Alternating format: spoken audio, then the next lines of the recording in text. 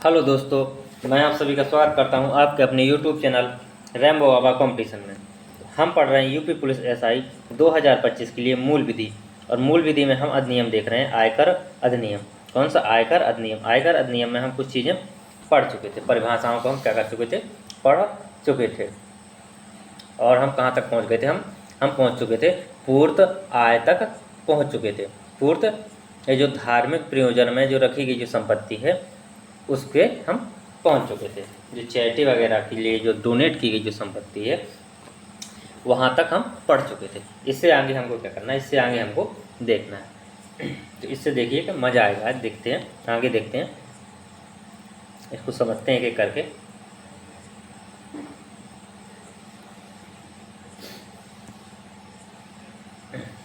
देखते हैं, नेक्स्ट हमको देखना है धारा 13।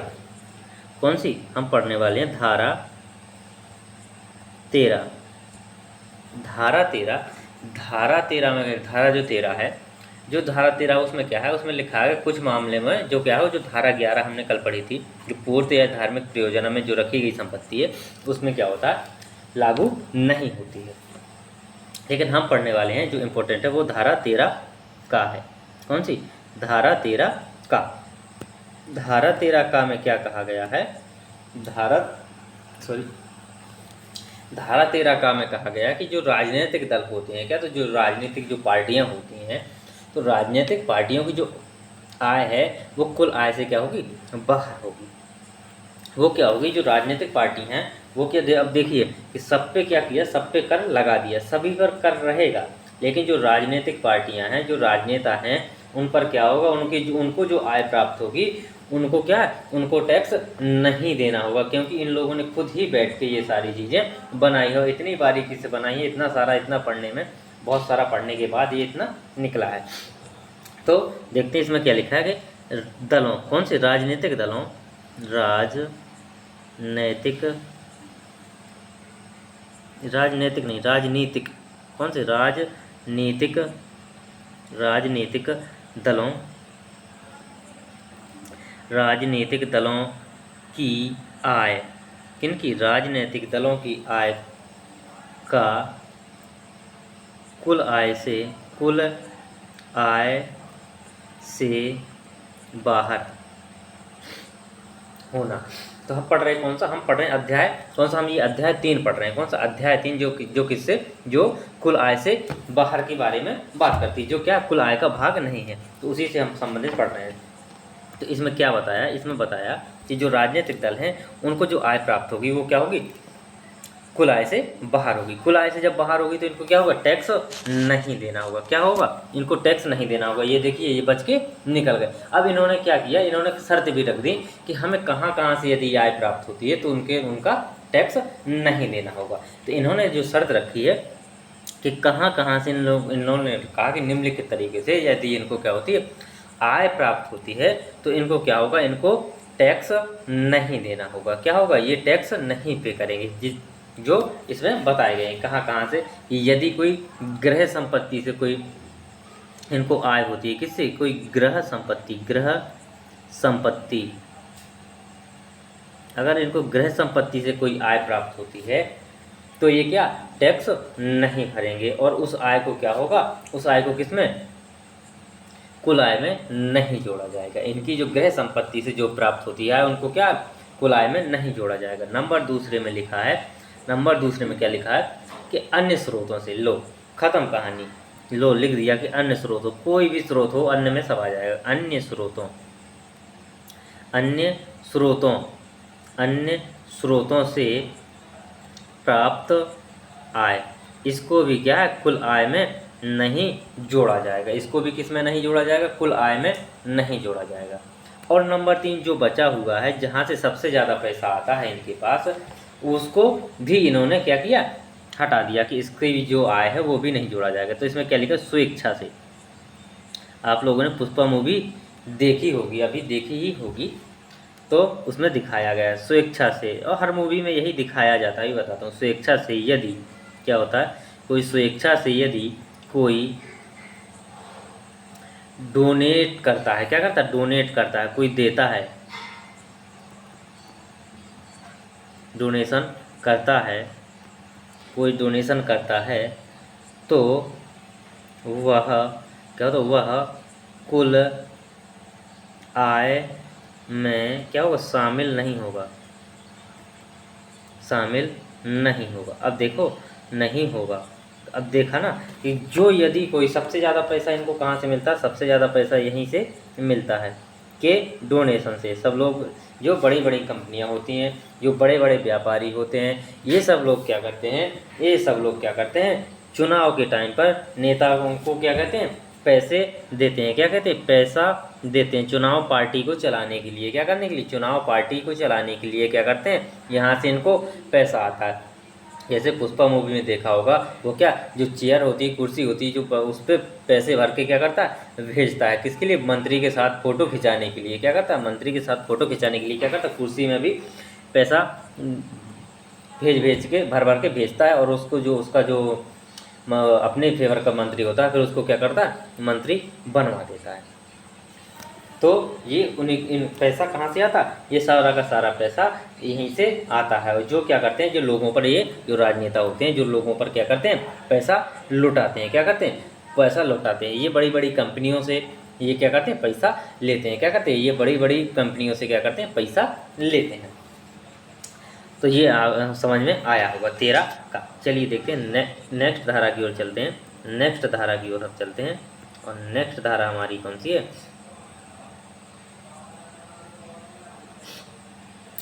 नेक्स्ट धारा देखनी है हमको 13B या 13 कौन सी धारा, धारा 13 कौन सी धारा,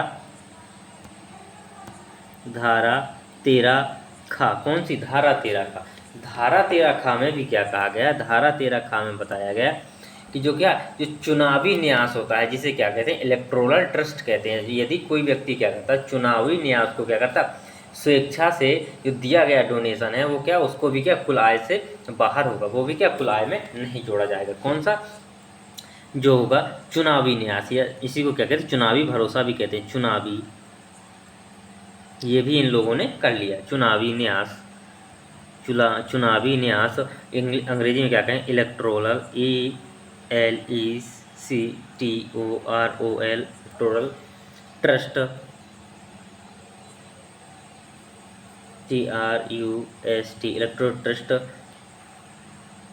को स्वेच्छा से, कैसे, स्वेच्छा लगा दिया, स्वेच्छा से दिया गया डोनेशन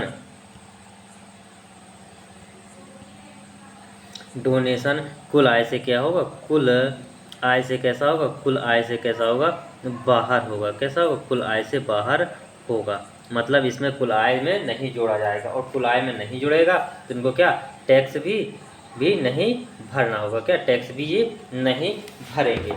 तो यहाँ से आपको समझ में आ गया होगा कि इनको टैक्स नहीं भरना होगा।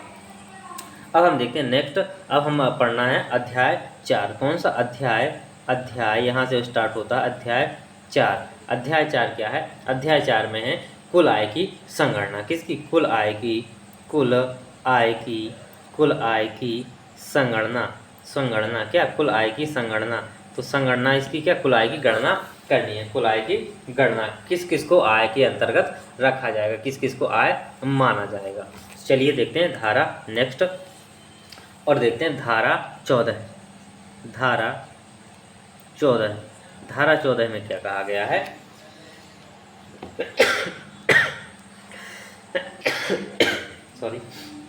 सॉरी दोस्तों, इसमें जो लिखा है, धारा 14 में लिखा है आय के शीर्ष लिखा हुआ है। क्या लिखा हुआ है, आय के शीर्ष। आय के शीर्ष का मतलब किन किन में आय, किन किन को आय माना जाएगा, किन किन को, वो कौन कौन से स्रोत होंगे जो जिन पर क्या किया जाए, कर लगाया जाएगा। क्या किया जाए, जिन पर क्या किया जाएगा, जिन पर कर लगाया जाएगा।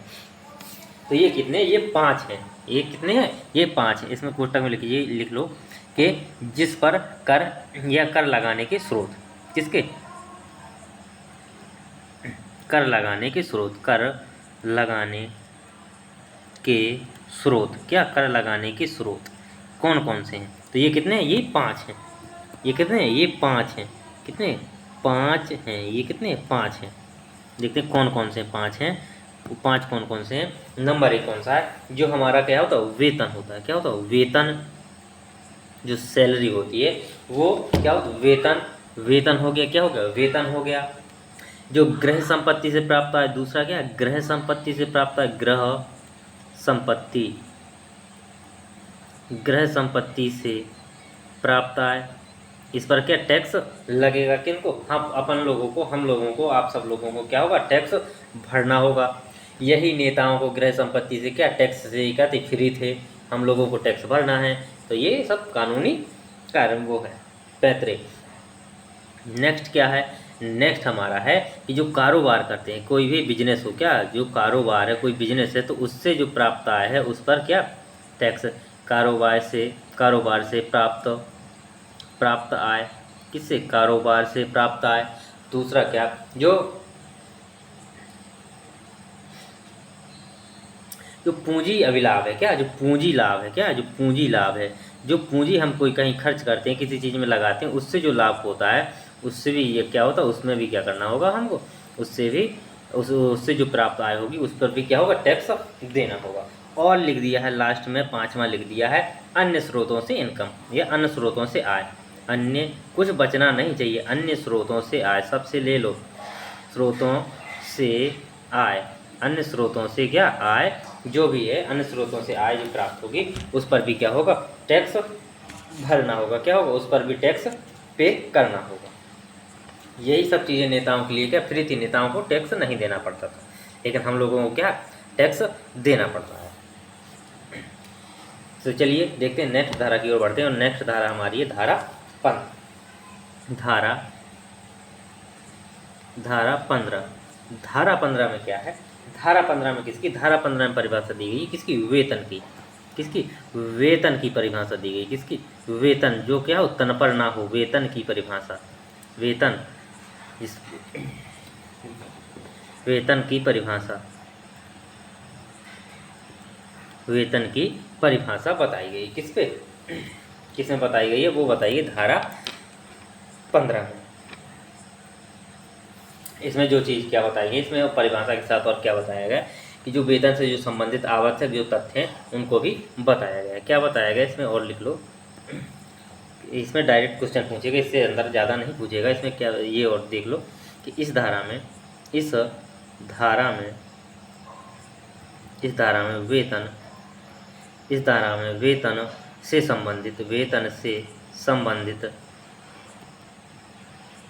से संबंधित जो आवश्यक तथ्य हैं, जो आवश्यक तथ्यों को इसी में बताया गया। तथ्यों को बताया गया है। आवश्यक तथ्यों को बताया गया। इसी में जो वेतन से संबंधित जो आवश्यक तथ्य होंगे वो क्या धारा 15 में बताए गए। अब देखते हैं नेक्स्ट धारा की ओर चलते हैं। नेक्स्ट धारा है हमारी, नेक्स्ट धारा हमको पढ़नी है धारा 17। धारा 17 में क्या है? धारा 17 और देख लीजिए, ये भी क्या इंपॉर्टेंट है, थोड़ी सी ज़्यादा नहीं है, लेकिन धारा 17 देख लीजिए। धारा 17 में यहाँ से तो हमने जो देख लिया कि जो वेतन है इस पर क्या टैक्स लगेगा, इन सब चीज़ों पर क्या होगा? टैक्स लगेगा। लेकिन इसके अलावा भी क्या बताया गया कि और भी क्या है?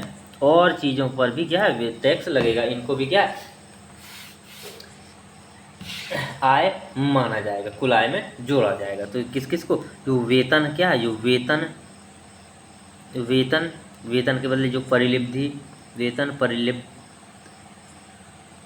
परिलिब्धि और वेतन, जो वेतन के बदले में यदि कुछ मिल रहा है, वेतन में लाभ, वेतन के बदले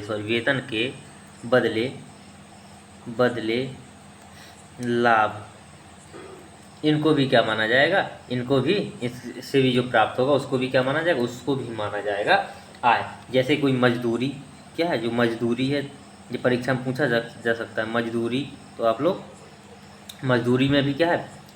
कर लगेगा, टैक्स लगेगा। कोई जो वार्षिकी या जो पेंशन है, कोई जो क्या है? जो पेंशन है, क्या जो पेंशन मिल रही है एक साल में, तो वार्षिक पेंशन मिल रही है। कोई जो उत्पाद है, क्या है? कोई उत्पाद है, क्या है, कोई उत्पाद है, तो ये सब चीज़ें क्या है, ये सब चीज़ें भी किसके अंतर्गत आएंगी, कुल आय के अंतर्गत। इनको भी क्या किया जाएगा, जोड़ा जाएगा। इनको भी क्या किया जाएगा, कुल आय के अंतर्गत जोड़ा जाएगा। चलिए अब देखते हैं नेक्स्ट धारा। नेक्स्ट धारा देखते हैं। नेक्स्ट धारा है हमारी कौन सी, हमको देखनी है धारा 22। धारा 22, धारा 22 में क्या बताया, धारा 22 में बताया ग्रह संपत्ति से जो आय प्राप्त होती है। अभी तक पढ़ते हैं गृह संपत्ति, तो गृह संपत्ति से आय कैसे प्राप्त हो सकती है वो उसको देखना है, कैसे प्राप्त होगी गृह संपत्ति से प्राप्त आय।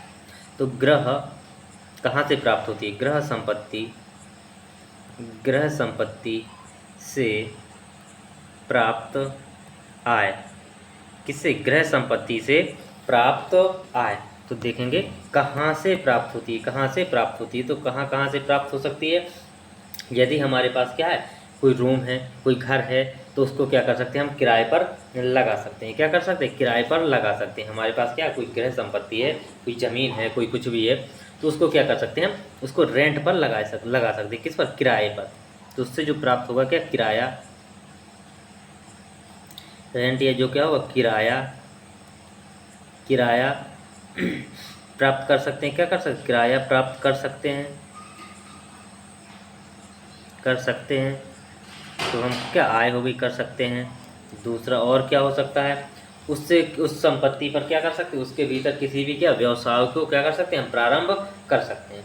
किसी भी, जैसे कोचिंग वगैरह खोलना हो गया, कोई और कार्य हो गया, किसी को गैराज, किसी को कोई और का दुकान के लिए, कपड़ों की दुकान के लिए, किसी को कंप्यूटर कुछ भी करने के लिए क्या कर सकते हैं, हम दे सकते हैं। तो उस जो संपत्ति है, उस संपत्ति के भीतर और भी कोई कर सकते, और भी कोई कार्य कर सकते, उस संपत्ति के भीतर किसी व्यवसाय, किसी व्यवसाय को क्या कर सकते, प्रारंभ कर सकते हैं, जिससे क्या होगी, आय प्राप्त होगी। व्यवसाय, व्यवसाय को प्रारंभ कर आय क्या कर सकते, आय प्राप्त कर सकते हैं। क्या कर सकते, आय प्राप्त कर सकते हैं। आय प्राप्त क्या कर सकते, आय प्राप्त कर सकते हैं। तो ये चीज़ आपको समझ में आएगी। अब बढ़ते हैं सीधे नेक्स्ट धारा 64 की ओर। अब बढ़ते हैं आगे सीधे धारा 64 की ओर। धारा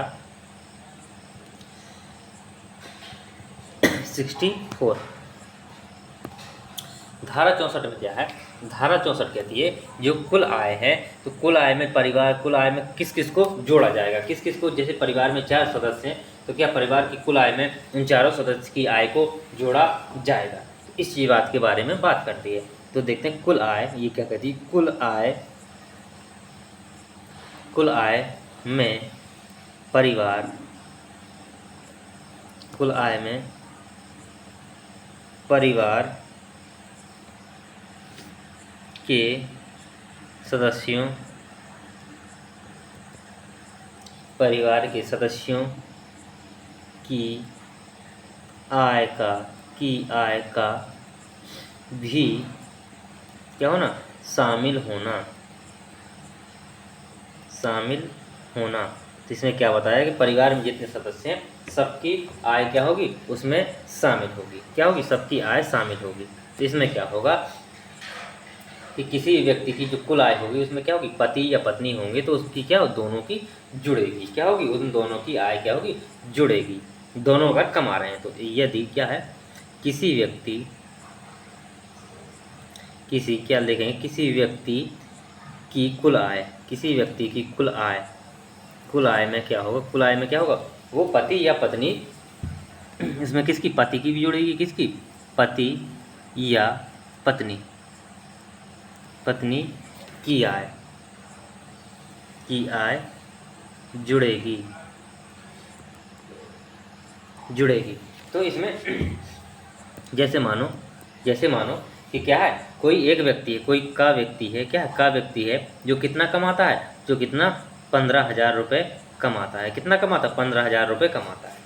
मान लो उसकी क्या पत्नी है, खा, उसकी कौन है, पत्नी खा है, जो क्या कमाती है, अभी मान लो कुछ नहीं कमाती है, कुछ नहीं कमाती है तो उसका क्या जो कुल आय होगी, या जो उसका बच्चा है वो अभी कुछ नहीं कमाता तो उसकी कुल आय कितनी मानेगी 15,000। यदि मान लो उसकी पत्नी है वो जो कमाती है कितना 5,000 रुपये कमाती है महीने पर, उसका कोई बच्चा है जो क्या कमाता है 4,000 रुपये वो कमा लेता है, कुल आय में इसका कितनी होगी, तो कुल आय जोड़ेंगे तो इसकी कितनी कुल आय कितनी बनेगी, कुल आय 24,000 होगी। कितनी होगी 24,000 इसकी क्या होगी कुल आय होगी। कितनी होगी 24,000 इसकी क्या होगी कुल आय होगी। तो ये चीज़ आपको समझ में आई होगी।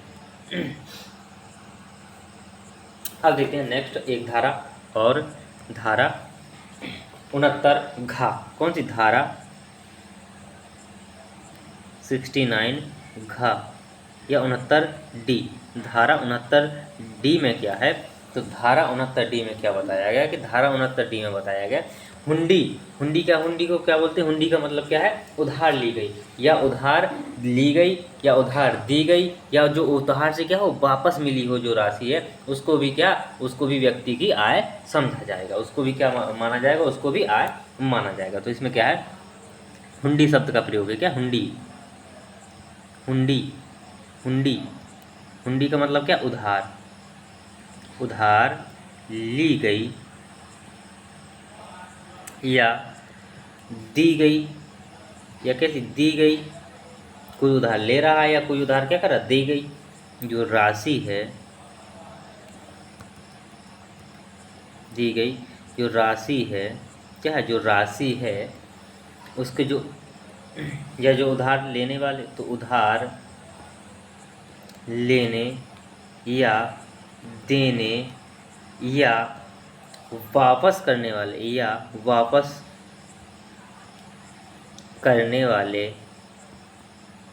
वाले व्यक्ति की आय समझी जाएगी।